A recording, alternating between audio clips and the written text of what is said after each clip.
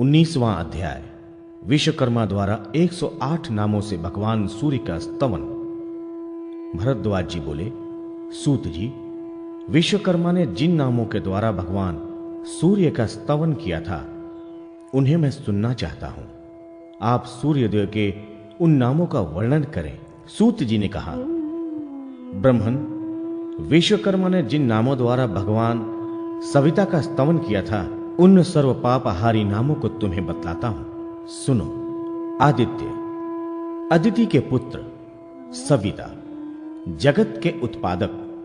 सूर्य, संपत्ति एवं प्रकाश के स्रष्टा। खग, आकाश में विचरने वाले। पूषा, सबका पोषण करने वाले। गभस्तिमान, सहस्त्रों किरणों से युक्त। तिमिरोन्मंथन, अंधकार नाशक। शंभु, कल्याणकारी। त्वष्टा, विश्वकर्मा अथवा विश्वरूपी शिल्प के निर्माता। मार्तंड, मृत अंड से प्रकट। अशुग, शीघ्रगामी। हिरण्यगर्भ, ब्रह्मा। कपिल, कपिल वर्ण वाले अथवा कपिल मुनिस्वरूप। तपन, तपने या ताप देने वाले। भास्कर, प्रकाशक। रवि, रव, वेद्रती की ध्वनि से युक्त अथवा मूतल के रसों का आदान करने वाले। अग्निगर्भ, अपने भीतर अग्नि में तेज को धारण करने वाले। अदिते पुत्र, अदिति देवी के पुत्र। शंभु, कल्याण के उत्पादक। तिमिर नाशन, अंधकार का नाश करने वाले। अंशुमान, अनंत किरणों से प्रकाशमान। अंशुमाली, किरणमाला मंडित। तमोघन, अंधकार नाशक। तेजस्सा निधि, तेज अथवा प्रकाश के भंडार। आतपी, आतप या घाम प्रकट करने वाले। मंडली, अपने मंडल या विंब से युक्त। मृत्यु, मृत्यु स्वरूप अथवा मृत्यु के अधिष्ठा यम को जन्म देने वाले। कपिल, सर्वातपन, भूरी या सुनहरी किरणों से युक्त होकर सबको संताप देने वाले। हरि, सूर्य अथवा पापहारी। विश्व, सर्वरूप। महातेजा, महातेजस्वी, सर्वरत्न प्रभाकर, संपूर्ण रत्नों तथा प्रभा पूज्य को प्रकट करने वाले। अंशुमाली तिमिरहा, किरणों की माला धारण करके अंधकार को दूर करने वाले। ऋग्यजुस्साम भावित, ऋग्वेद, यजुर्वेद तथा सामवेद इन तीनों के द्वारा भावित या प्रतिमादित। प्राणाविष्करण, प्राणों के आधारभूत अन्न आदि की उत्पत्ति और जल की वृष्टि करने वाले। मित्र, मित्र नामक आदित्य अथवा सबके सुहृद।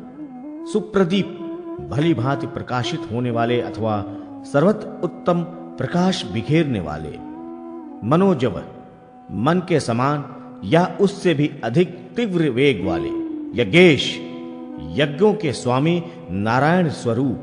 गोपति, किरणों के स्वामी अथवा भूमि एवं गौओं के पालक। श्रीमान, कांतिमान।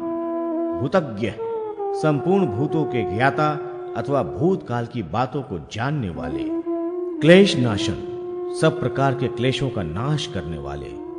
अमित्रहा, शत्रुनाशक। शिव, कल्याण स्वरूप। हंस, आकाश रूपी सरोवर में विचरने वाले एकमात्र राजहंस अथवा सबके आत्मा। नायक, नेता अथवा नियंता। प्रिय दर्शन, सबका प्रिय देखने या चाहने वाले अथवा जिनका दर्शन प्राणी मात्र को प्रिय है ऐसे। शुद्ध, मलिनता से रहित। विरोचन, अत्यंत प्रकाशमान। केशी, किरण स्वरूपी केशों से युक्त। सहस्त्रांशु, असंख्य किरणों के पुज्य। प्रतर्दन, अंधकार आदि का विशेष रूप से संहार करने वाले। धर्म रश्मि, धर्ममयी किरणों से युक्त अथवा धर्म के प्रकाशक। पतंग, किरण स्वरूपी पंखों से उड़ने वाले आकाशचारी पक्षी स्वरूप। विशाल, महान आकार वाले अथवा विशेष रूप से शोभायमान। विश्व संसुततः, समस्त जगत जिनकी स्तुति गुणगान करता है ऐसे। दुर्विज्ञेय गति, जिनके स्वरूप को जानना या समझना अत्यंत कठिन है ऐसे। शूर, शौर्यशाली, तेजो राशि, तेज के समूह, महायशः, महान यश से संपन्न, भ्राजिष्णु, दीप्तिमान, ज्योतिषामिषः, तेजोमय ग्रह नक्षत्रों के स्वामी, विजिष्णु, विजयशील, विश्वभावन, जगत के उत्पादक, प्रभविष्णु, प्रभावशाली अथवा जगत की उत्पत्ति के कारण, प्रकाशात्मा, प्रकाश स्वरूप, ज्ञान राशि, ज्ञान निधि, प्रभाकर, उत्कृष्ट प्रकाश फैलाने वाले, आदित्य विश्वहत, आदित्य रूप से जगत के दृष्टा या साक्षी अथवा संपूर्ण संसार के नेत्र रूप, यज्ञकर्ता, जगत को जल एवं जीवन प्रदान करके ज्ञान यज्ञ संपन्न करने वाले, नेता, अंधकार का नयन अपसारण कर देने वाले, यशकस्कर, यश का विस्तार करने वाले, विमल, निर्मल स्वरूप, वीरवान, शक्तिशाली, ईश्वर, योग्य है, भगवान श्री हरि से कर्म योग का ज्ञान प्राप्त करके उसका मन को उपदेश करने वाले, योग भावन, योग को प्रकट करने वाले, अमृतात्मा शिव, अमृत स्वरूप शिव, नित्य, सनातन, वर्णेय, वर्णीय आश्रम लेने योग्य, वरदह, उपासक को मनोवांछित वर देने वाले, प्रभु, सब कुछ करने में समर्थ, धनद, धन दान करने वाले, प्राणदह, प्राणदाता, श्रेष्ठ, सबसे उत्कृष्ट, कामदह, मनोवांछित वस्तु देने वाले, काम स्वरूप प्रथुक, इच्छानुसार रूप धारण करने वाले, तरणी, संसार सागर से तारने वाले, शाश्वत, सनातन पुरुष, शास्ता, शासक या उपदेशक, शास्त्रज्ञ, समस्त शास्त्रों के ज्ञाता, तपन, तपने वाले या ताप देने वाले, शय, सबके अधिष्ठान या आश्रय, वेद गर्भ, शुक्ल यजुर्वेद को प्रकट करने वाले, विभु, सर्वत्र व्यापक, वीर, शूरवीर, शांत, शम युक्त, सावित्री वल्लभ, गायत्री मंत्र के अधिदेवता, ध्येय, ध्यान करने योग्य, विश्वेश्वर, संपूर्ण जगत के ईश्वर, भर्ता, सबका भरण पोषण करने वाले, लोकनाथ, संसार के रक्षक, महेश्वर, परमेश्वर, महेंद्र, देवराज इंद्र स्वरूप, वरुण, पश्चिम दिशा के अधिपति वरुण नामक आदित्य, धाता, जगत का धारण पोषण करने वाले अथवा धाता नामक आदित्य, विष्णु, व्यापक अथवा विष्णु नामक आदित्य, अग्नि, अग्नि स्वरूप, दिवाकर, रात्रि का अंधकार दूर करके प्रकाशपूर्ण दिन को प्रकट करने वाले। उन महात्मा विश्वकर्मा ने उपर्युक्त नामों द्वारा भगवान सूर्य का स्तवन किया। इससे भगवान सूर्य को बड़ी प्रसन्नता हुई और वे उन विश्वकर्मा से बोले, प्रजापति, आपकी बुद्धि में जो बात है, आप जिस उद्देश्य को लेकर आए हैं वह मुझे ज्ञात है। अतः आप मुझे शाण चक्र पर चढ़ाकर मेरे मंडल को छांट दे, इससे मेरी उष्णता कुछ कम हो जाएगी। ब्रह्मन, भगवान सूर्य के यों कहने पर विश्वकर्मा ने वैसा ही किया। विप्रवर, उस दिन से प्रकाश स्वरूप सविता विश्वकर्मा की बेटी संज्ञा के लिए शांत हो गए तथा उनकी उष्णता कम हो गई। इसके बाद वे त्वष्टा से बोले, अनग, चूंकि आपने 108 नामों के द्वारा मेरी स्तुति की है, इसलिए मैं प्रसन्न होकर आपको वर देने के लिए उद्धत हूं। कोई वर मांगिए। भगवान सूर्य के यों कहने पर विश्वकर्मा बोले, देव, यदि आप मुझे वर देने को उद्धत हैं तो ये मुझे वर प्रदान कीजिए। देव भास्कर, जो मनुष्य इन नामों के द्वारा प्रतिदिन आपकी स्तुति करे, उस भक्त पुरुष के सारे पापों का आप नाश कर दे। विश्वकर्मा के यों कहने पर दिन प्रकट करने वाले भगवान भास्कर उनसे बहुत अच्छा कहकर चुप हो गए। तथास्तु सूर्यमंडल में निवास करने वाली संज्ञा को निर्भय करके सूर्य देव को संतुष्ट कर विश्वकर्मा अपने स्थान की ओर चले। 20वां अध्याय, मारुतों की उत्पत्ति।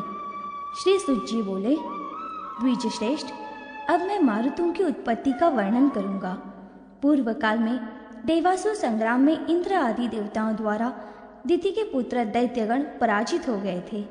उस समय दिति, जिसके पुत्र नष्ट हो गए थे, महेंद्र के अभिमान को चूर्ण करने वाले पुत्र की इच्छा मन में लेकर अपने पति कश्यप ऋषि की आराधना करने लगे। तपस्या से संतुष्ट होकर ऋषि ने दिति के भीतर गर्भ का आधान किया। फिर वे उससे इस प्रकार बोले, यदि तुम पवित्र रहती हुई 100 वर्षों तक इस गर्भ को धारण कर सकोगी तो उसके बाद इंद्र का दर्प चूर्ण करने वाला पुत्र तुम्हारे गर्भ से उत्पन्न होगा। कश्यप जी के यों कहने पर दिति ने उस गर्भ को धारण किया। इंद्र को भी जब यह समाचार ज्ञात हुआ तब वे बूढ़े ब्राह्मण के वेश में दिति के पास आए और रहने लगे। जब 100 वर्ष पूर्ण होने में कुछ ही कमी रह गई तब एक दिन दिति भोजन के पश्चात पैर धोए बिना ही शैया पर आरूढ़ हो सो गई। इधर इंद्र ने भी अवसर प्राप्त हो जाने से वज्र हाथ में ले दिति के उदर में प्रविष्ट हो वज्र से उस गर्भ के 7 टुकड़े कर दिए। उनके द्वारा काटे जाने पर वह गर्भ रोने लगा। तब इंद्र ने माँ रोधी मत रो यों कहते हुए पुनः एक एक के 7 टुकड़े कर डाले। इस तरह 7 टुकड़ों में बटे हुए वे 7 खंड मारुत नाम से विख्यात हुए, क्योंकि जन्म होते ही इंद्र ने उन्हें मारोदी ही इस प्रकार कहा था। ये सभी इंद्र के सहायक मरुत नामक देवता हुए। मुने, इस प्रकार मैंने तुमसे देवता, असुर, नर, नाग, राक्षस और आकाश आदि भूतों की सृष्टि का वर्णन किया। जो इसका भक्तिपूर्वक पाठ अथवा श्रवण करता है वह विष्णु लोक को प्राप्त होता है। 21वां अध्याय सूर्यवंश का वर्णन। भरद्वाज जी बोले, सुत जी, आपने सर्ग और अनुसर्ग का वर्णन किया, विचित्र कथाएं सुनाई। अब मुझसे राजाओं के वंश, मनवंतर तथा वंशानुचरित का वर्णन किया। सुत जी बोले, पुराणों में राजाओं के वंश का विस्तार पूर्वक वर्णन किया गया है। यहाँ मैं राजाओं के वंश, मनवंतर तथा वंशानुचरित का संक्षेप से वर्णन करूँगा। महामते विप्रवर, इसे आप तथा अन्य मुनि भी जो कथा श्रवण के लिए यहाँ आकर ठहरे हुए हैं सुने। सबसे पहले ब्रह्मा जी प्रकट हुए, उनसे मरीचि, मरीचि से कश्यप, कश्यप से सूर्य, सूर्य से मनु, मनु से इक्ष्वाकु, इक्ष्वाकु से विकुक्षी, विकुक्षी से द्योत, द्योत से वेन, वेन से पृथु और पृथु से पृथ्वाश्व की उत्पत्ति हुई। पृथ्वाश्व से असंख्याताश्व, असंख्याताश्व से मानधाता, मानधाता से पुरुकुत्स, पुरुकुत्स से ऋषद, ऋषद से अभिशंभु, अभिशंभु से दारुण, दारुण से सगर, सगर से हर्यश्व, हर्यश्व से हारित, हारित से रोहिताश्व, रोहिताश्व से अंशुमान तथा अंशुमान से भगीरथ उत्पन्न हुए। भगीरथ से सौदास, सौदास से शत्रुंदम, शत्रुंदम से अनरण्य, अनरण्य से दीर्घबाहु, दीर्घबाहु से अज, अज से दशरथ, दशरथ से श्रीराम, श्रीराम से लव, लव से पद्म, पद्म से अनुपर्ण और अनुपर्ण से वस्त्रपाणि का जन्म हुआ। वस्त्रपाणि से शुद्धोदन और शुद्धोदन से बुध, बुद्ध की उत्पत्ति हुई। बुध से सूर्यवंश समाप्त हो जाता है।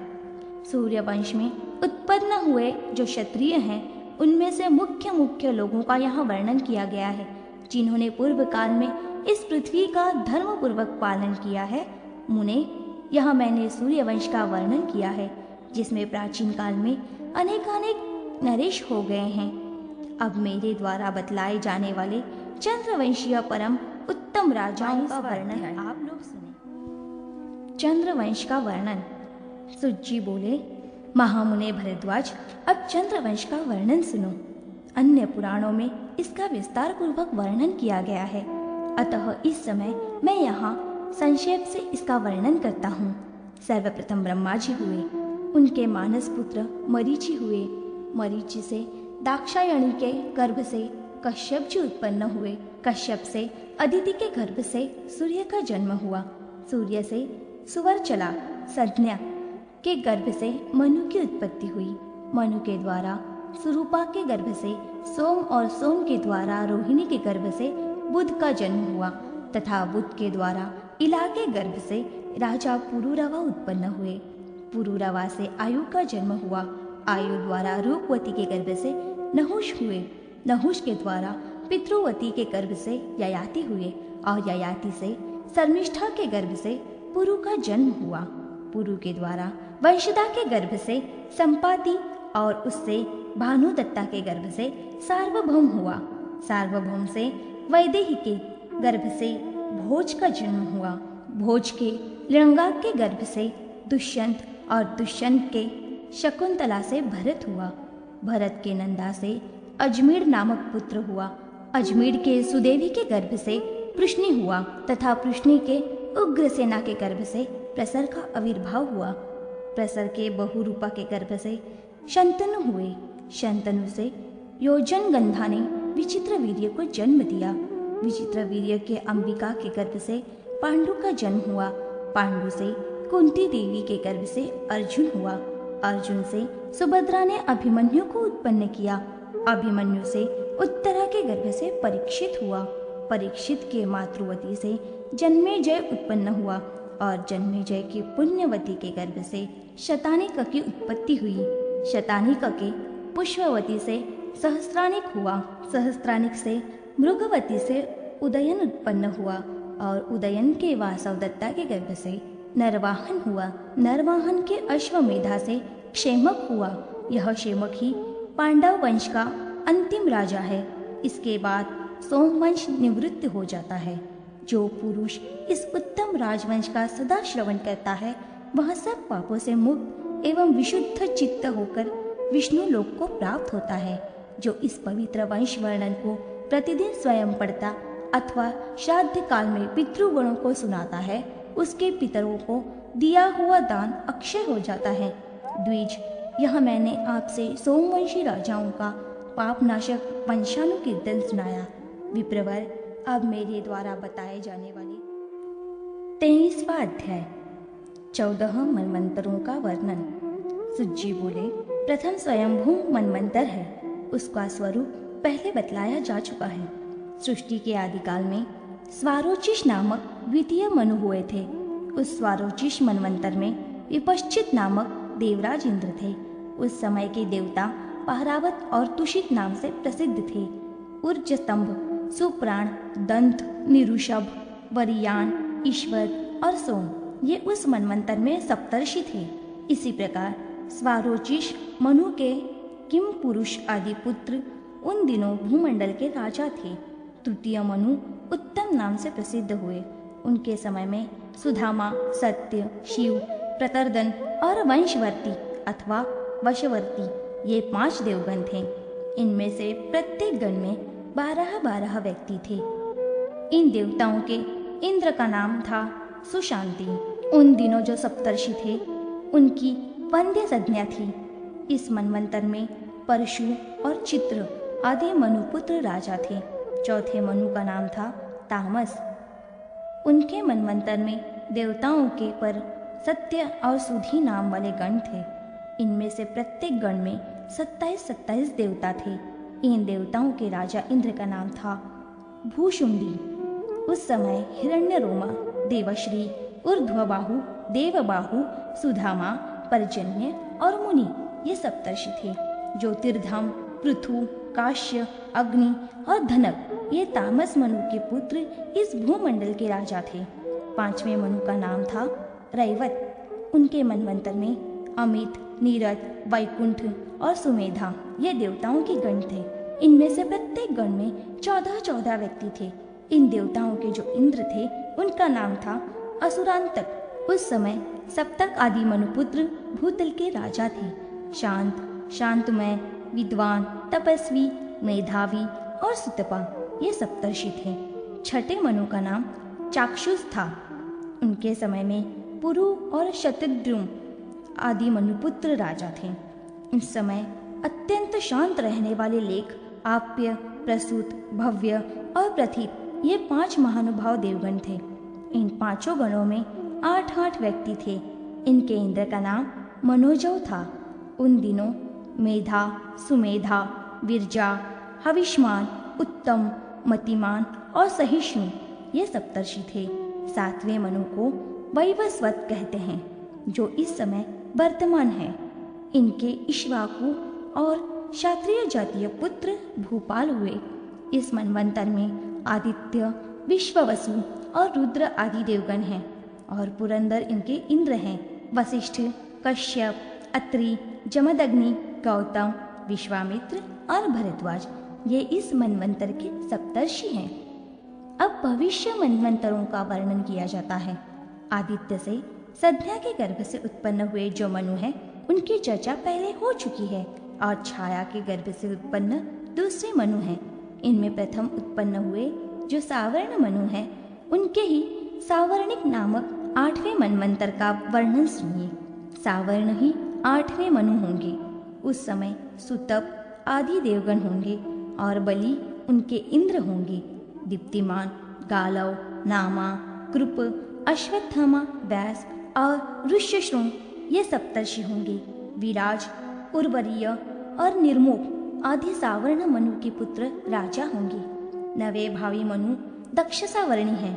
ध्रुति, कीर्ति, दीप्ति, केतु, पंचहस्त, निरामय तथा पृथुश्रवा आदि दक्ष सावर्णी मनु के पुत्र उस समय राजा होंगे।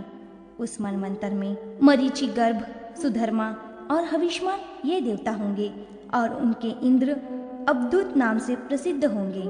सवन, कृतिमान, हव्य, वसु, मेधातिथि तथा ज्योतिष्मान और सत्य ये सप्तर्षि होंगे। 10वें मनु ब्रह्म सावर्णी होंगे। उस समय विरुद्ध आदि देवता और उनके शांति नामक इंद्र होंगे। हविष्मान, सुकृति, सत्य, तपोमूर्ति, नाभाग, प्रतिमोक और सप्तकेतु ये सप्तर्षि होंगे। सुक्षेत्र, उत्तम, भूरिशेन आदि ब्रह्म सावर्णी के पुत्र राजा होंगे। 11वें मनवंतर में धर्म सावर्णी नामक मनु होंगे। उस समय सिंह, सवन आदि देवगण और उनके दिवसपति नामक इंद्र होंगे। निर्मोह, तत्वदर्शी, निकंप, निरुत्साह, धृतिमान और रुच्य ये सप्तर्षि होंगे। चित्रसेन और विचित्र आदि धर्म सावर्णी मनु के पुत्र राजा होंगे। 12वें मनु रुद्र सावर्णी होंगे। उस मनवंतर में कृतधामा नामक इंद्र और हरित, रोहित, सुमना, सुकर्मा तथा सुतपा नामक देवगण होंगे। तपस्वी, चारुतपा, तपोमूर्ति, तपोरति, तपोध्रुति, ज्योति और तप ये सप्तर्षि होंगे। रुद्र सावर्णी के पुत्र देववान और देवश्रेष्ठ आदि भूमंडल के राजा होंगे। 13वें मनु का नाम रुचि होगा।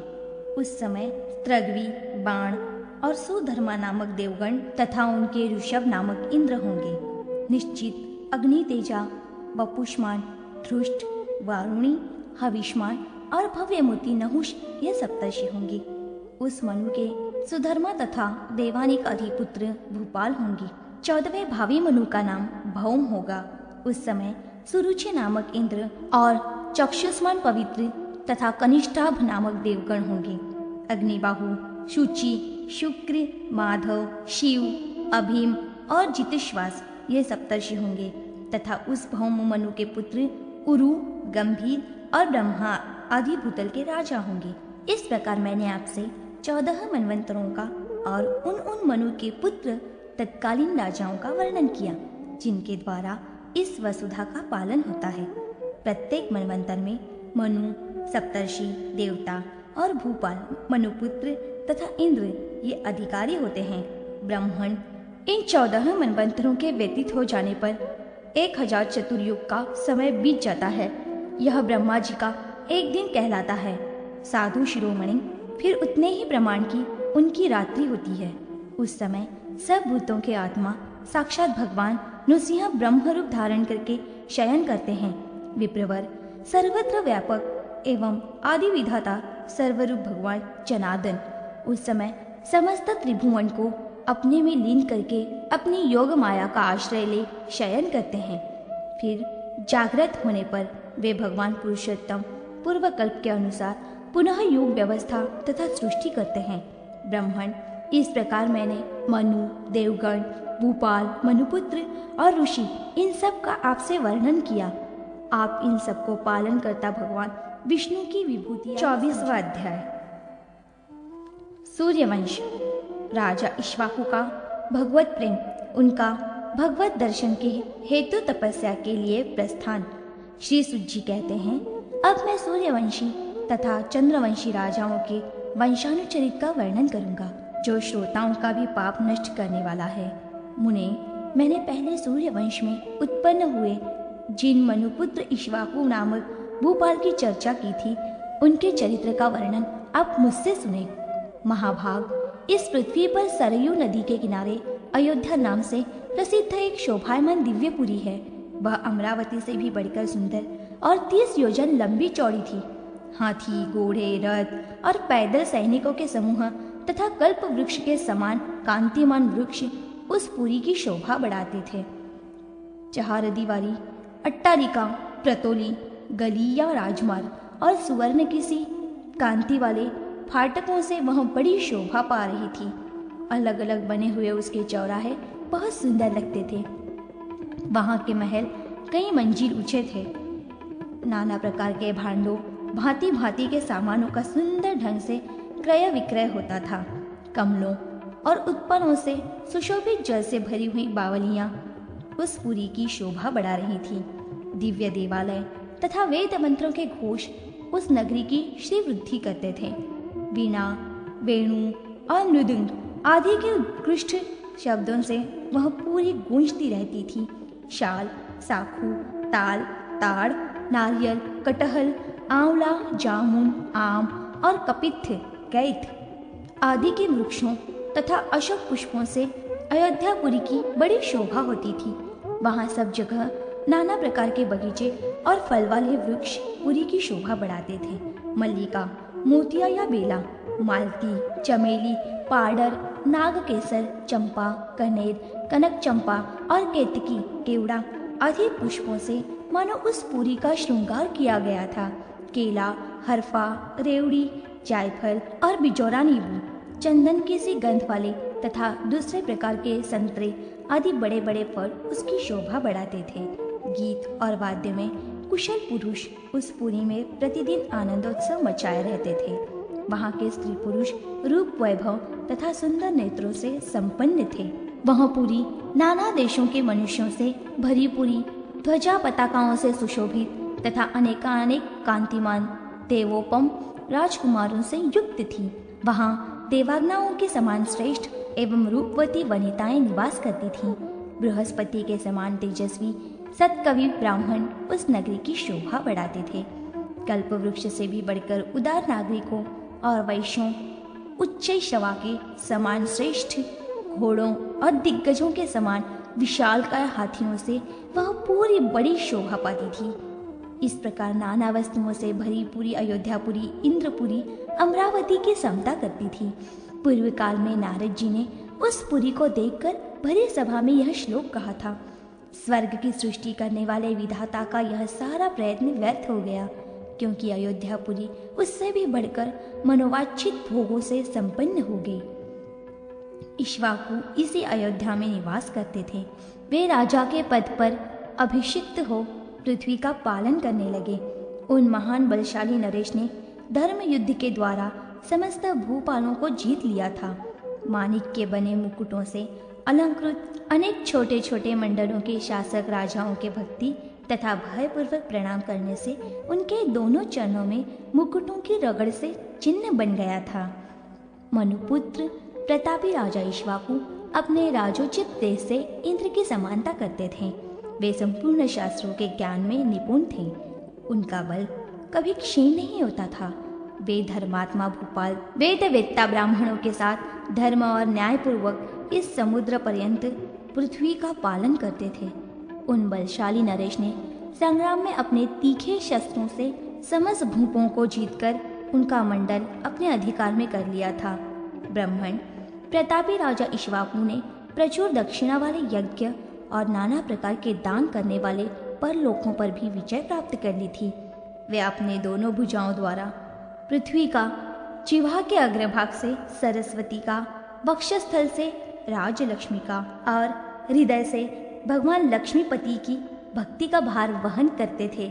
एक वस्त्र पर खड़े हुए भगवान हरि का, बैठे हुए लक्ष्मीपति का और सोए हुए अनंत देव का निर्मल चित्र बनवाकर क्रमशः प्रातःकाल, मध्याह्न काल और संध्या काल में तीनों समय वे महात्मा भगवान विष्णु के उन तीनों रूपों का गंध तथा पुष्प आदि के द्वारा पूजन करते और उस पट पर प्रतिदिन भगवान विष्णु का दर्शन करके प्रसन्न रहते थे। उन्हें स्वप्न में भी नागराज अनंत की शैया पर सोए हुए काले मेघ के समान श्याम वर्ण कमल लोचन पीतांबरधारी भगवान श्री कृष्ण विष्णु का दर्शन हुआ करता था। राजा ने भगवान के समान श्याम वर्ण वाले मेघ में अत्यंत सम्मानपूर्ण बुद्धि कर ली थी। भगवान श्री कृष्ण के नाम से युक्त कृष्ण सार मृग में और कृष्ण वर्ण वाले कमल में वे पक्षपात रखते थे। साधु शिरोमणि, उस राजा के मन में भगवान विष्णु के दिव्य स्वरूप को प्रत्यक्ष देखने की अत्यंत उत्कट अभिलाषा जागृत हुई। उनकी वह तृष्णा अपूर्व ही थी। जब उनकी तृष्णा बहुत बढ़ गई, दिव्य बुद्धिमान इक्ष्वाकु की तपस्या और ब्रह्मा जी द्वारा विष्णु प्रतिमा की प्राप्ति। भरद्वाज जी ने पूछा, महामते, उन महात्मा राजा ने किस प्रकार गणेश जी का स्तवन किया तथा उन्होंने जिस प्रकार तपस्या की उसका आप मुझसे वर्णन करें। सुत जी बोले, द्विज, गणेश चतुर्थी के दिन राजा ने त्रिकाल स्नान करके रक्त वस्त्र धारण किया और लाल चंदन लगाकर मनोहर लाल फूलों तथा रक्त चंदन मिश्रित जल से गणेश जी को स्नान करा के विधिवत उनका पूजन किया। स्नान कराने के बाद उनके श्री अंगों में लाल चंदन लगाया, फिर रक्त पुष्पों से उनकी पूजा की। तदनंतर उन्हें घृत और चंदन मिला हुआ धूप निवेदन किया। अंत में हल्दी, घी और गुड़ खंड के मेल से तैयार किया हुआ मधुर नैवेद्य अर्पण किया। इस प्रकार सुंदर विधि पूर्वक भगवान विनायक का पूजन करके राजा ने उनकी स्तुति आरंभ की।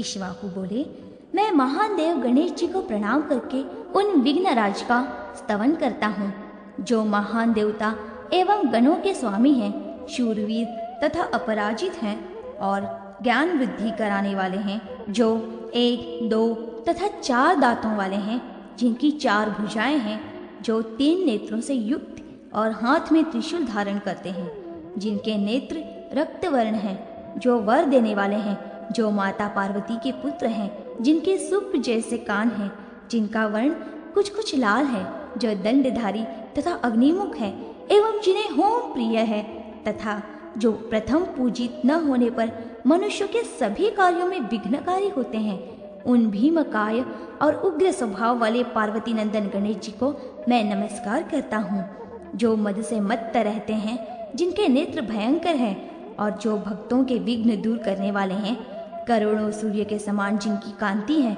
खान से काटकर निकाले हुए कोयले की भांति जिनकी श्याम प्रभा है, तथा जो विमल और शांत है, उन भगवान विनायक को मैं नमस्कार करता हूँ।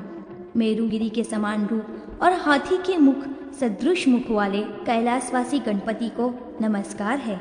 विनायक देव, आप विरूपधारी और ब्रह्मचारी हैं। भक्तजन आपकी स्तुति करते हैं, आपको बारंबार नमस्कार है। पुराण पुरुष, आपने पूर्ववर्ती देवताओं का कार्य सिद्ध करने के लिए हाथी का स्वरूप धारण करके समस्त दानवों को भयभीत किया था। शिवपुत्र, आपने ऋषि और देवताओं पर अपना स्वामित्व प्रकट कर दिया है।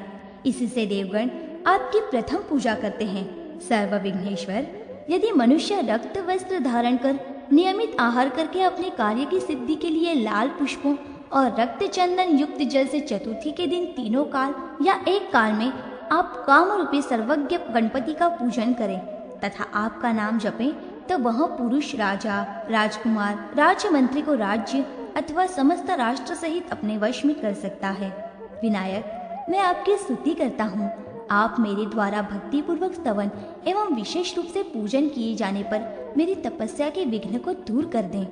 संपूर्ण तीर्थों और समस्त यज्ञों में जो फल प्राप्त होता है, उसी फल को मनुष्य भगवान विनायक का स्तवन करके पूर्ण रूप से प्राप्त कर लेता है। उस पर कभी संकट नहीं आता, उसका कभी तिरस्कार नहीं होता और न उसके कार्य में विघ्न ही पड़ता है। वह जन्म लेने के बाद पूर्व जन्म की बातों को स्मरण करने वाला होता है। जो प्रतिदिन इस स्तोत्र का पाठ करता है, वह 6 महीनों तक निरंतर पाठ करने से गणेश जी से मनोवांछित वर प्राप्त करता है और 1 वर्ष में पूर्णतः सिद्धि प्राप्त कर लेता है। इसमें तनिक भी संशय नहीं है। सुत जी बोले, द्विजोत्तम गण, इस प्रकार राजा इक्ष्वाकु पहले गणेश जी का स्तवन करके फिर तपस्वी का वेश धारण कर तप करने के लिए वन में चले गए। सांप की त्वचा के समान मुलायम एवं बहुमूल्य वस्त्र त्याग कर वे श्रेष्ठ महाराज कमर में वृक्षों की कठोर छाल पहनने लगे। दिव्य रत्नों के हार और कड़े निकालकर हाथ में अक्षसूत्र तथा गले में कमल गट्टों की बनी हुई सुंदर माला धारण करने लगे। इसी प्रकार वे नरेश मस्तक पर से रत्न तथा सुवर्ण से सुशोभित मुकुट हटाकर वहां तपस्या के लिए जटाजूट रखने लगे। इस प्रकार वशिष्ठ जी के कथनानुसार तापस वेश धारण कर तपोवन में प्रविष्ट हो वे शाक और फल मूल का आहार करते हुए तपस्या में प्रवृत्त हो गए। महातपस्वी राजा इक्ष्वाकु ग्रीष्म ऋतु में पंचाग्नि के बीच स्थित होकर तपस्या करते थे। वर्षा के समय खुले मैदान में रहते और शीतकाल में सरोवर के जल में खड़े होकर तप करते थे। इस प्रकार समस्त इंद्रियों को मन में निरुद्ध करके मन को भगवान विष्णु में लीन कर द्वादशाक्षर मंत्र का जप करते और वायु पीकर रहते हुए उन महात्मा राजा के समक्ष लोक पितामह भगवान ब्रह्मा जी प्रकट हुए। उन 4 मुखों वाले पद्मयोनि ब्रह्मा जी को आया देख राजा ने उन्हें भक्ति भाव से प्रणाम एवं उनकी स्तुति करके संतुष्ट किया। राजा बोले, संसार की सृष्टि करने वाले तथा वेद शास्त्रों के मर्मज्ञ 4 मुखों वाले महात्मा हिरण्यगर्भ ब्रह्मा जी को नमस्कार है। इस प्रकार स्तुति की जाने पर जगत श्रेष्ठा ब्रह्मा जी ने राज्य त्याग कर तपस्या में लगे हुए उन शांत एवं महान सुखी श्रेष्ठ नरेश से कहा। ब्रह्मा जी बोले, राजन, समस्त विश्व को प्रकाशित करने वाले तुम्हारे पितामह सूर्य तथा पिता मनु भी सदा ही सभी मुनियों के मान्य हैं। तुम्हारे पिता और पितामह ने भी पूर्व काल में तीव्र तपस्या की थी। उन्हीं के समान आज तुम भी तप कर रहे हो। महामते नृपश्रेष्ठ, सारा राज्य भोग छोड़कर किस लिए यह घोर तप कर रहे हो? इसका कारण बताओ। ब्रह्मा जी के इस प्रकार पूछने पर राजा ने उनको प्रणाम करके कहा, ब्राह्मण, मैं तपोबल से शंख, चक्र और गदा धारण करने वाले भगवान मधुसूदन का प्रत्यक्ष दर्शन करने की इच्छा लेकर ही ऐसा तप कर रहा हूँ। राजा के यूं कहने पर कमल जन्मा ब्रह्मा जी ने हंसते हुए से उनसे कहा, राजन, सर्वत्र व्यापक भगवान नारायण का दर्शन तुम केवल तपस्या से नहीं कर सकोगे, औरों की तो बात ही क्या है। हमारे जैसे लोगों को भी क्लेशनाशन भगवान केशव का दर्शन नहीं हो पाता। महामते, मैं तुम्हें एक पुरातन पवित्र कथा सुनाता हूँ, सुनो। प्रलय की रात में कमल लोचन भगवान विष्णु ने समस्त लोगों को अपने में लीन कर लिया और सनंदन आदि मुनियों से अपनी स्तुति सुनते हुए वे अनंत नामक शेष नाग की शैया पर योगा निद्रा का आश्रय ले सो गए। राजन, उन सोए हुए भगवान की नाभि से प्रकाशमान एक बहुत बड़ा कमल उत्पन्न हुआ। पूर्व काल में उस प्रकाशमान कमल पर सर्वप्रथम मुझ वेदवेत्ता ब्रह्मा का ही आविर्भाव हुआ। तत्पश्चात नीचे की ओर दृष्टि करके मैंने खान से काटकर निकाले हुए कोयले के समान श्याम वर्ण वाले भगवान विष्णु को शेषनाग की शैया पर सोते देखा। उनके श्री अंगों की कांति अलसी के फूल की भांति सुंदर जान पड़ती थी। दिव्य रत्नों के आभरणों से उनके श्री विग्रह की विचित्र शोभा हो रही थी और उनका मस्तक मुकुट से शोभायमान था। महामते, उस समय मैंने उन अनंत देव शेषनाग का भी दर्शन किया, जिनका आकार कुंद और चंद्रमा के समान श्वेत था तथा जो हजारों फणों की मणियों से अत्यंत दैदीप्यमान हो रहे थे। नृपश्रेष्ठ, क्षण भरी वहां उन्हें देखकर मैं फिर उनका दर्शन न पा सका। इससे अत्यंत दुखी हो गया। तब मैं कौतूहलवश निरामय भगवान नारायण का दर्शन करने के लिए कमल नाल का सहारा ले वहां से नीचे उतरा। परंतु राजेंद्र, उस समय जल के भीतर बहुत खोजने पर भी मैं उन लक्ष्मीपति का पुनः दर्शन न पा सका। तब मैं फिर उसी कमल का आश्रय ले वासुदेव के उसी रूप का चिंतन करता हुआ उनके दर्शन के लिए बड़ी भारी तपस्या करने लगा। तत्पश्चात अंतरिक्ष के भीतर से किसी अव्यक्त शरीर वाली वाणी ने मुझसे कहा, ब्राह्मण, क्यों व्यर्थ क्लेश उठा रहे हो? इस समय मेरी बात मानो। बहुत बड़ी तपस्या से भी तुम्हें भगवान विष्णु का दर्शन नहीं हो सकेगा। यदि यहाँ शुद्ध स्फटिक मणि के समान श्वेत नाग शैया पर शयन करने वाले भगवान विष्णु का दर्शन करना चाहते हो तो उनके आज्ञानुसार सृष्टि करो। महामते, तुमने शार्दंग धनुष धारण करने वाले उन भगवान का, जो अज्जन पूज्य के समान श्याम सुषमा से युक्त तथा स्वभावतः प्रतिभाशाली रूप विमान शेषशय्या पर स्थित देखा है। उसी का आलस्य रहित होकर भजन ध्यान करो, तब उन माधव को देख सकोगे। राजन, उन आकाशवाणी द्वारा इस प्रकार प्रेरित हो मैंने निरंतर की जाने वाली तीव्र तपस्या का अनुष्ठान त्याग कर इस जगत के प्राणियों की सृष्टि की। सृष्टि करके स्थित होने पर मैंने हृदय में प्रजापति विश्वकर्मा का प्राकट्य हुआ। उन्होंने अनंत नामक शेषनाग और भगवान विष्णु की 2 चमकीली प्रतिमाएं बताईं। नरेश्वर, मैंने पहले जल के भीतर शेषशय्या पर जिस रूप में देख चुका था, उसी रूप में भगवान श्री हरि की वह प्रतिमा बनाई गई थी। तब मैं उन श्री हरि के उस श्री विग्रही भक्ति पूर्वक पूजा करके और उन्हीं के प्रसाद से श्रेष्ठ तपरूप परम उत्तम ज्ञान प्राप्त करके विकार रहित नित्यानंदमय मोक्ष सुख का अनुभव करने लगा। राजराजेश्वर, इस समय मैं तुम्हारे हित की बात बता रहा हूँ।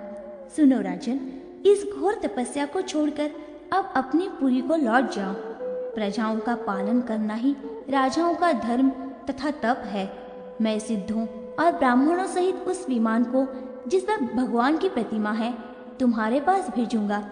उसी में तुम सुंदर बाह्य उपचारों द्वारा उन देवेश्वर की आराधना करो। नृपश्रेष्ठ, तुम यज्ञों द्वारा अनंत नामक शेषनाग की शैया पर शयन करने वाले भगवान नारायण का निष्काम भाव से यज्ञों द्वारा आराधन करते हुए धर्म पूर्वक प्रजा का पालन करो।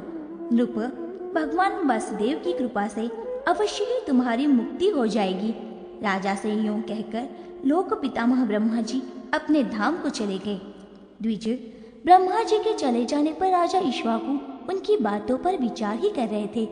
तब तक उनके समक्ष वहां विष्णु और अनंत की प्रतिमाओं का शुभ विमान, जिसे ब्रह्मा जी ने दिया था, सिद्ध ब्राह्मणों सहित प्रकट हो गया। उन भगवान पुरुषोत्तम का दर्शन करके उन्होंने बड़ी भक्ति के साथ उन्हें प्रणाम किया तथा साथ में आए हुए ऋषियों एवं ब्राह्मणों को भी नमस्कार करके वे उस विमान को लेकर अपनी पुरी को गए। वहां नगर के सभी शोभायमान स्त्री पुरुषों ने राजा का दर्शन किया और लावा छींटते हुए वे उन्हें राजभवन में ले गए। राजा ने अपने विशाल मंदिर में उस सुंदर वैष्णव विमान को प्रस्थापित किया और साथ आए हुए उन ब्राह्मणों द्वारा पूजित भगवान विष्णु की वे आराधना करने लगे। उनकी सुंदरी रानियां चंदन घिसकर और सुगंधित फूलों का हार गूंथकर अर्पण करती थीं। इससे राजा को बड़ी प्रसन्नता होती थी। इसी प्रकार नगर निवासी जन कपूर, श्रीखंड, कुमकुम, अगूर आदि सभी उपचार और विशेषतः वस्त्र, गुगुल तथा श्री विष्णु के योग्य पुष्प ला लाकर राजा को अर्पित करते थे। राजा तीनों संध्याओं में विमान पर विराजमान भगवान श्री हरि की क्रमशः गंध पुष्प आदि उपचारों द्वारा बड़ी भक्ति से पूजा करते थे। श्री विष्णु के नामों का जप, उनके स्तोत्रों का पाठ, उनके गुणों का गान और शंख आदि वाद्यों का शब्द करते कराते थे। शास्त्रोक्त विधि से प्रेम पूर्वक सजाई हुई भगवान की झांकियों तथा रात्रि में जागरण आदि के द्वारा वे सदा ही देर तक भगवत संबंधी उत्सव कराया करते थे। निष्काम भाव से किए गए यज्ञ, दान तथा धर्मचरणों द्वारा उन सर्वदेवमय भगवान विष्णु को संतुष्ट करके राजा ने परम उत्तम ज्ञान प्राप्त कर लिया। यज्ञों का अनुष्ठान, पृथ्वी का पालन और भगवान केशव का पूजन करते हुए राजा ने पितृगणों की तृप्ति के निमित्त श्राद्ध आदि कर्म करने के लिए पुत्रों को उत्पन्न किया और केवल ब्रह्म का चिंतन करते हुए ध्यान के द्वारा ही शरीर का त्याग कर भगवान विष्णु के धाम को प्राप्त कर लिया। इस प्रकार राजा इक्ष्वाकु अनंत दुखों से पूर्ण संसार का त्याग करके अज, अशोक, अमल, विशुद्ध, शांत एवं सच्चिदानंदमय विष्णु पद को प्राप्त हो गए।